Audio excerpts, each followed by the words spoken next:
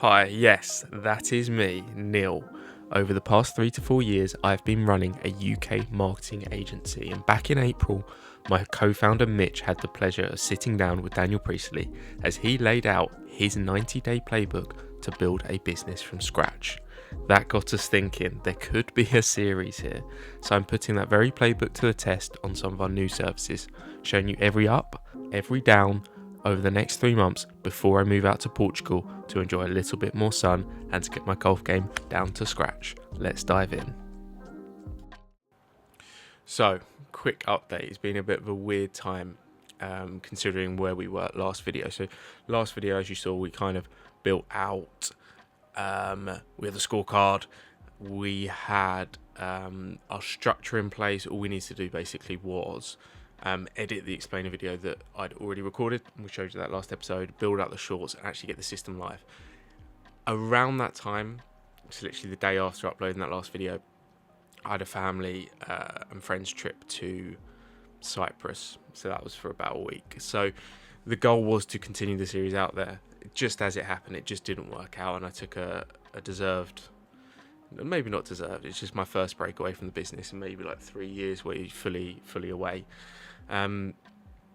So we did that. So trying to pick up where we left off. So obviously we're at that stage where we're editing the video, and that kind of happens in a few stages. I'm trying to show you how I would execute on this if we didn't have like a team behind us. So the first thing that we need to do, we've got the footage from our DJI camera. We need to cut out all the ums and arms, the random wrong start stops, and there's a little bit of a skill to that. It's easier once you know how to do it on camera, where you don't where you basically, like, if you say a phrase wrong or a sentence wrong, then you basically start from the beginning, so you kind of know where to cut it. So you'll see how that's all cut up. Then naturally, for this explainer video, because it's a scripted video, something that I want to have clear things that we get across, I've actually executed the putting together of the editing slightly differently how I normally would do a video. So what you'll see is what we've done is we've got the camera on sort of sound, and what I'm doing is matching up my screen. So I'm almost listening to the screen and then matching up a screen recording of like the key points. So you'll see we've got landing page, we've got questions, then we've got results page, and I'm actually manually matching these up on a loom recording basically. Then pulling that footage back in, making sure we're aware of the intro, making sure we're aware of the outro, and then what you'll see here is sort of developing that slightly further by making sure that the screen recording matches exactly to what I'm saying in the actual video. So a little bit of a tester. Typically, in the best way I think I'll do it going forward is we kind of need like a high camera over a whiteboard, so I can talk to the camera and then actually do it. And then if we want to do cutaways and B-roll, that can then be like the scorecard, etc. So that is going to be going live later today. So we'll actually go through putting that live, but you get the context now of like how to actually upload the video from the last video. That will go live. And also a bit of a disaster as well, the shorts that were recorded corrupted. So we've got to take out a little bit of time to go and redo them. So we're going to build out some time tomorrow, go and re-record the shorts, and obviously the strategy that we're trying to implement there is going to go short form into long form, into the lead form. So as you'll see, like the lead form is the score up we built, and we've got the short form, we'll have the explainer. So basically the explainer, we're doing our best to do sort of hit everything to make it something that people want to watch. A little bit of research on like, how do we actually frame the topic so that it gets the most reach, optimizing all the description, the hashtags, and then basically the shorts, if you think about it, they're just adding fuel to the fire. So if someone watched the shorts, we're trying to funnel them directly into that long form video, and the long form video does the sort of convincing around getting into, a done for you content engine. Also, what I've been diving into is trying to make sure our messaging and brand pillars are much more aligned compared to what we were doing previously. So we are going quite heavily on this done for you content route. It's something that I do think has a really strong appeal, especially based on some of the beliefs that I have at the moment to do with AI and basically where marketing is going to go in the next year or two. So basically, my core belief is you need to have some sort of longer form content around you speaking your ideas, the founder of the business, and that almost forms your moat. Like if you take outbound, for example, that is getting eroded. Like there's so many emails by AI, like people are just not clicking buttons and like typing out emails, they are just going automatically. So the volume's through the roof, which means that no one sort of believes the emails that are being sent. And I just think, okay, there is some value in like what the AI is doing, but I just think it's going to be eroded because people are sending loads of these emails. Same sort of thing with LinkedIn messages, is like everyone's aware of the tools now. So you are just getting inboxed by any person on LinkedIn because it's so easy, and there's not much differentiation. Like there's some cool tools out there where you can get videos and like voice notes, but a lot of the time it is just generally a clever way to automate, and people are seeing through that. Like people are well aware of that. Versus, I think for our outreach, and we'll dive into it maybe tomorrow in tomorrow's video, I think there's a real gap to actually just be super specific with your data sets. Like just define your ICP so carefully. Be so specific. Like even go to the extra lengths. Like use AI in the system to go to an extra length, and then be very manual in your approaching and human. So the example that we will probably go through tomorrow is I've got this concept. I need to build it out and figure it out. Basically, we take our probably target market here is like anyone who has maybe content out there already on LinkedIn, maybe Instagram. They just haven't delved into the YouTube content space. They're watching YouTube though, like they understand that you can get core ideas across on YouTube that will help your brand. So a couple of those, like those characteristics, maybe we're gonna have two different messaging, and this is just going through sort of some of the work I've done. Two different types of messaging. So like number one is like if they already have put some videos out there but their subscriber count's really low, their engagement's really low, then they're doing something wrong, in which a done for you agency can really dive in there and super boost it.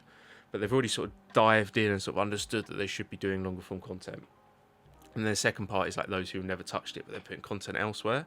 So I think those two things, picture we're going to have some parameters around like company type, who we're reaching out to. So like obviously it could be like founders or like directors. Company size, probably start the UK US initially. Company size could be anything between 20k a month to like 100k a month, like before we start diving into enterprise. And we want to kind of finalize some of our key systems to sort of execute on those projects. But yeah, like that's like that work's already been done, and then we go in and we use AI to go and check, like use YouTube API. We use Claude there, so we use YouTube API to see engagement levels if they have got a YouTube channel. We use it to check LinkedIn on their links to see if they have got YouTube or like an Instagram they're posting on. Like that's the level I want to go to. And then obviously when we're going to reach out, we can use the manual processes. Let's say me, Harry, and Mitch actually voice note or create a Loom video each day. We do 30 videos a day, and we just basically say like what we're seeing. Like very honestly, I can see your engagement levels.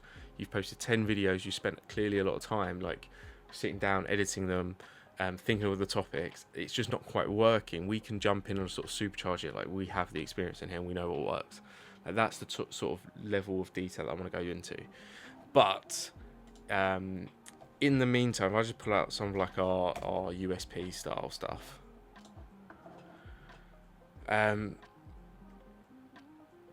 So I think the key thing, like I sort of mentioned, was the AI moat. So I think basically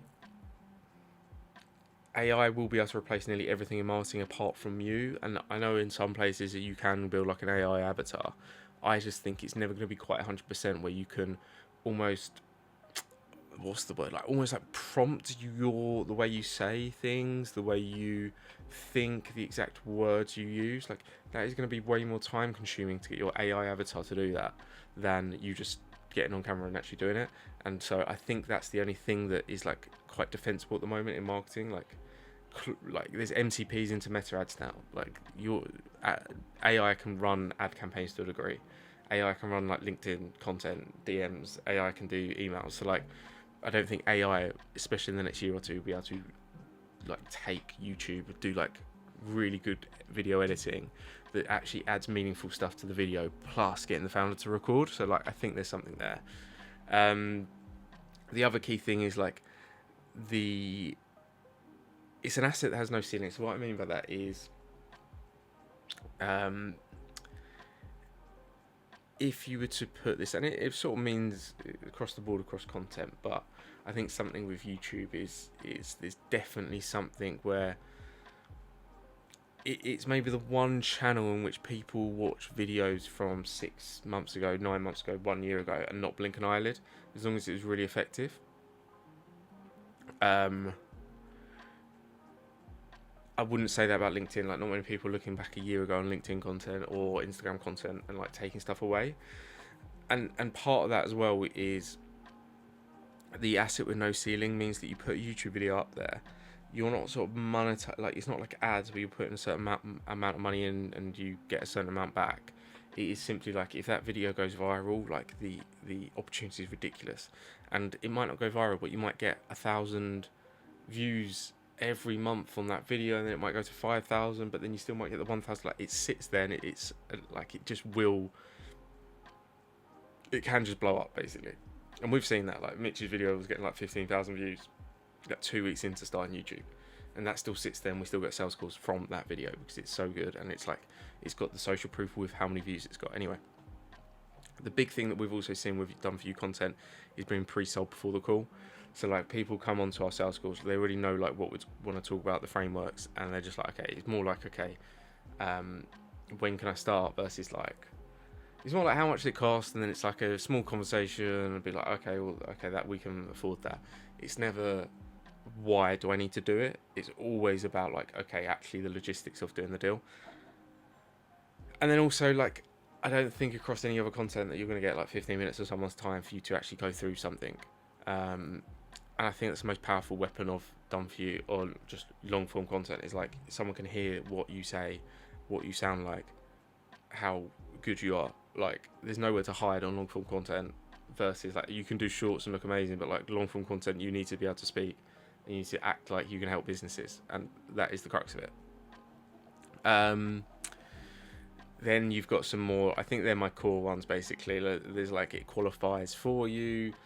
I do quite like this call messaging guideline. Is like, people will be searching on Google at least, or AI, on LLMs, or on YouTube for your type of business, and a lot, I do think there's still a gap where not like every niche is serviced, or like, you can definitely add a new twist to a niche, where if your demographic actually latched onto your content, like, you could own that niche on YouTube, and just, you've sort of done a hack. The other ones are just more around like some core thoughts around where does Score App fit in. The bottleneck is time, not talent, i.e. like, for a Done For You content engine, we genuinely are doing everything apart from the 30-minute record session that is required. So like, scripting, research is the massive one, research, scripting, putting the script in the right way for the person to execute, then editing the footage, then posting it across the platform with a approval layer built in from the person we're posting it on, so they can check the video and make suggested edits if required. But it genuinely is a 30-minute commitment, so almost like that could be seen as an objection, like, I don't have time. However, if you look at it very differently, and just be like, well, like, you do have 30 minutes in your week, that's all it takes. That is almost like something that gets over an objection. Then the final thing is, I think something that we've seen is huge from some of our clients over the last few months, is having the scorecard as a CTA, but not the only CTA. So you have like, okay, if you're ready to go now, book in a call with me. And then you have some pre-qualifying criteria on like your Calendly link. If you're going to go and do a scorecard, that is so good at hoovering up people who have a different personality types. Like, I'd rarely book in meetings with random people I don't know. It doesn't matter how good a video is or how amazing something is or how much social proof they give me. I'm not booking a call in. Mitchell, on the other hand, is someone who books a call in. However, if I was to go and do a scorecard and it gave me all the information I needed and the outcome was like, here's the packages, I could very easily purchase without booking a call. So that's where the scorecard's so effective. It's almost like you're catching the other set of people who are sort of half bought in, they just want a few things ticked off. Scorecard comes in and they've almost like self-assessed where they are. So it's really effective. So we've still got short form, long form, lead form, but we can have different variations of lead form. So yeah, this is sort of the work I've been doing to really start figuring out exactly what's going on and how we actually execute on this. But yeah, look, we're going to put all the pieces together. We were very quick to nearly get that full system going. So short form, long form, lead form. We're going to be delayed a little bit, but as soon as it's live, you're going to be able to see how we actually sell this, outbound this, get people interested in it, because it's going to be quite fun. So thanks for watching. I'll see you tomorrow.